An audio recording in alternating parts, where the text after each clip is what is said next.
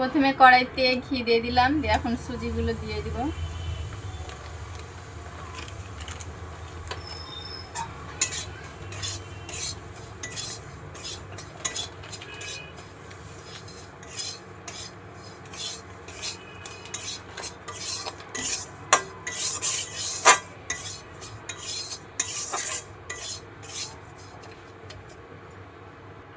দেখুন ভাজতে ভাজতে কালারটা পাল্টিয়ে গেছে।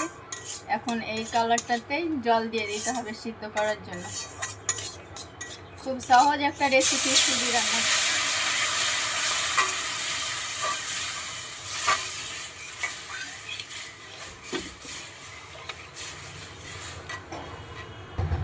একটু টেস্ট বাড়াবার জন্য গুঁড়ো দুধটাকে দিয়ে দিলাম।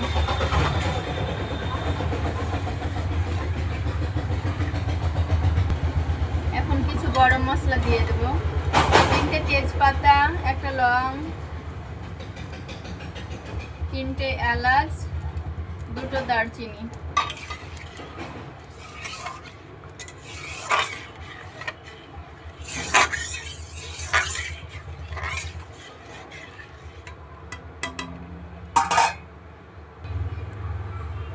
এখন কিছুটা কাজু কিশমিশ দিয়ে দেব।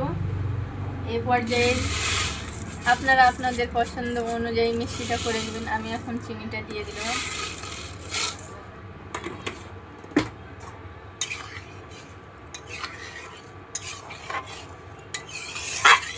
কিছুটা কাজু দিয়ে দিয়েছি আর কিছুটা রেখেছি, আবার উপর থেকে একটু দিয়ে দেবো হওয়ার পরে, সেই জন্য।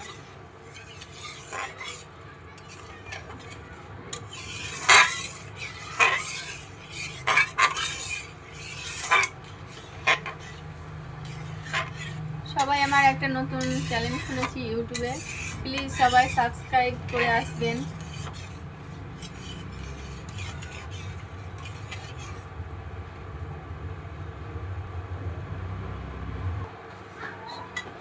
দেখুন সুজিটা আমার এই পর্যায়ে রান্না হয়ে গেছে।